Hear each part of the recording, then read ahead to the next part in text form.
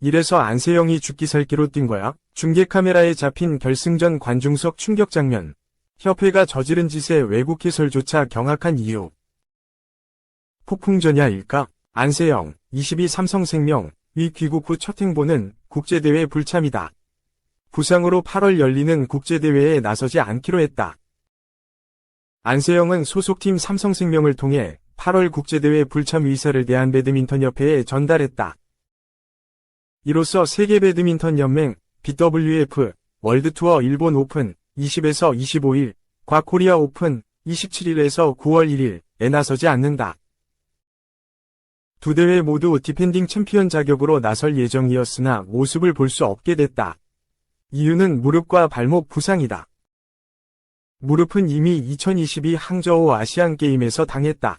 결승전에서 우측 무릎을 다쳤다. 참고 뛰었고 금메달까지 따냈다. 이번 올림픽에도 오른쪽 다리에 테이핑을 하고 붕대를 감은 상태로 뛰었다. 게다가 올림픽 사전 캠프에서 발목 부상도 닥쳤다. 사실 특별한 이상 없이 경기를 모두 소화했다. 그렇게 원한 금메달을 따내며 포디움 가장 높은 곳에 섰다. 100%가 아닌 상태로 올림픽 챔피언에 등극했다. 안세영의 위험이다. 그러나 8월 열리는 국제대회에 출전하지 않기로 했다. 심지어 하나는 국내에서 열리는 대회다. 쉬고 싶은 것도 있겠으나 협회와 대립각 연장선이라 볼 수도 있다. 안세영은 지난 5일 배드민턴 여자 단식 금메달을 따낸 후 내 부상은 생각보다 심각했다. 오진이 나왔고 이후 난 참고 뛰었다. 많이 실망했다. 며 금메달 원동력은 분노라 했다. 직격탄이다. 7일 귀국 후에는 톤을 낮추기는 했다. 협회, 팀과 대화 후 말하겠다. 지금은 말을 아끼겠다. 는 말을 남긴 후 바람처럼 사라졌다. 협회는 협회대로 반박 보도자료를 내는 등 물러서지 않았다. 판이 커졌다. 문화체육관광부가 조사를 시작했다. 아예 유인촌 장관은 체육계 전반을 다 들여다보겠다. 고 했다. 국회의원들도 그냥 넘어가지 않겠다. 고 나섰다. 진종호 위원, 국민의힘은 꼼꼼하게 들여다보겠다. 고 강조했다. 윤석열 대통령까지 이 사실을 알고 있다. 이런 상황에서 안세영이 국제대회 불참을 통보했다. 뭔가 숨을 고르는 모양새다. 지난 8일 올림픽이 끝나고 모든 선수가 충분히 축하받은 후 내 생각을 내놓겠다. 고 했다. 안세영의 입장 발표가 머지않아 보인다. 올림픽은 끝났지만 배드민턴은 여전히 혼돈 그 자체다. 이것도 마음대로 못하냐? 배드민턴협회장 김태규. 스폰서십 30% 이미 사용 위호. 14일 세계일보 보도에 따르면 2024 파리 올림픽 배드민턴 여자 단식 금메달리스트 안세영, 삼성생명, 위 폭로로 대한배드민턴협회에 대한 조사를 진행 중인 문화체육관광부, 이하 문체부는 김 회장이 이 같은 비리를 저지르고 있다는 제보를 입수한 것으로 알려졌다. 이날 문체부가 확보한 자료와 세계일보 취재에 따르면 대한배드민턴협회는 지난해 요넥스와 대회에 사용된 셔틀콕 30%를 추가로 받는 페이백 부속합의 계약을 맺었다. 요넥스가 후원한 셔틀콕은 배드민턴 승강제 리그, BK5와 유청소년 클럽 대회인 아이리그, 여학생 배드민턴 교실 등 국가공모 사업에 약 2만 타가 사용됐다. 이에 6천 타는 대한배드민턴협회에게 돌아갔다. 대회용 셔틀콕 1타가 17,900원인 점을 고려하면 대회에는 약 3억 5,800만 원이 사용된 셈이다. 대한배드민턴협회는 별도로 1억 740만 원 상당의 장비를 챙기게 됐다. 특히 요넥스에서 받은 30% 페이백은 대한배드민턴협회 장부에 기재되지 않고 김 회장이 관련 절차를 진행하지 않고 사용한 것으로 전해졌다. 이 문제는 지난 이사회에서도 문제로 지적된 바 있다. 대한배드민턴협회 내부 관계자는 세계일보를 통해 지난 2월 열린 제90차 이사회에서 페이백에 대한 문제가 제기됐다 라며 말문을 열었다. 해당 관계자는 당시 공장에서 남은 철 찌꺼기를 팔아먹어도 문제가 되는 세상이 된 만큼 이제 투명해야 한다는 취지의 발언까지 나왔지만 김 회장은 그동안 문제가 없었는데 이것도 회장 마음대로 못하느냐고 화를 냈다. 라고 밝혔다. 해당 문제를 파악한 문체부는 최근 스폰서십 계약에 페이백이 있다는 점과 이를 회계에 산입하지 않은 점, 또 협회가 확보한 자산을 회장 임의로 사용한 점 등을 명확하게 확인 중인 것으로 알려졌다. 앞서 김 회장은 7일 귀국 당시 나와 선수, 협회와 선수는 갈등이 없었다. 안세영은 제대로 다 선수 생활을 했다. 부상 오진이 났던 부분에 관해서만 파악해서 보도자료로 배포하겠다. 고 안세영과의 갈등에 대해 전면 부인한 바 있다. 안세영은 12일 소속팀 삼성생명을 통해 이번 달 출전하기로 예정된 국제대회에 모두 불참한다는 의사를 대한배드민턴협회에 전달하기도 했다.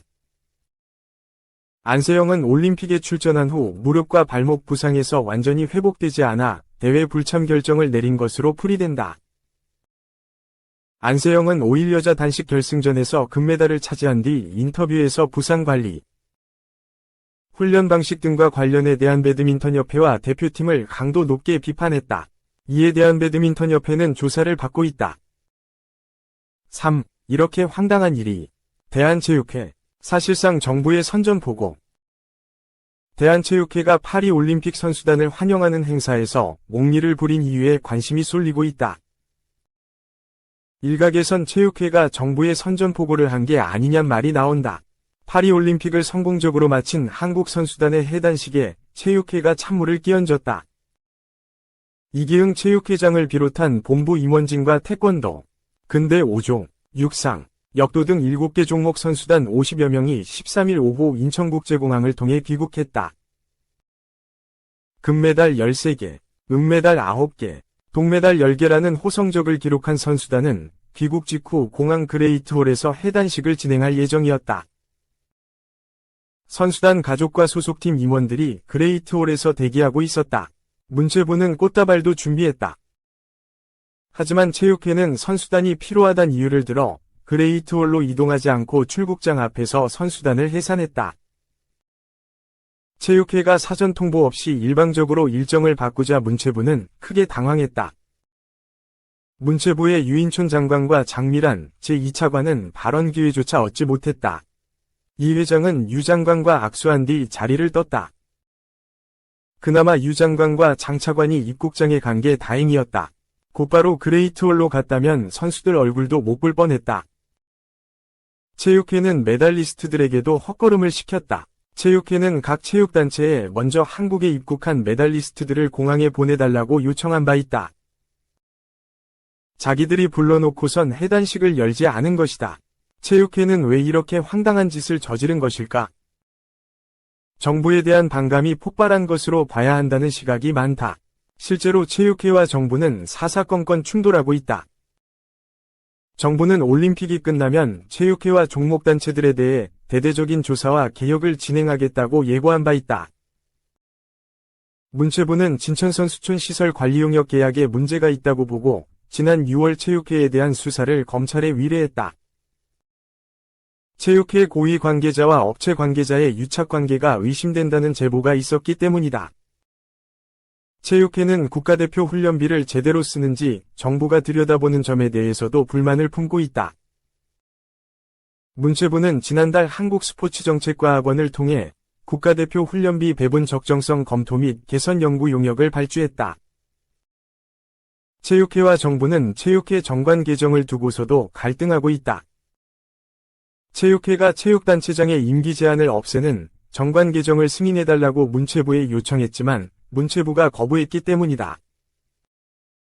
이런 상황에서 문체부가 체육회를 건너뛰고 종목단체와 시도체육회에 예산을 직접 내주겠다고 밝히면서 양측 긴장이 극단으로 치달았다.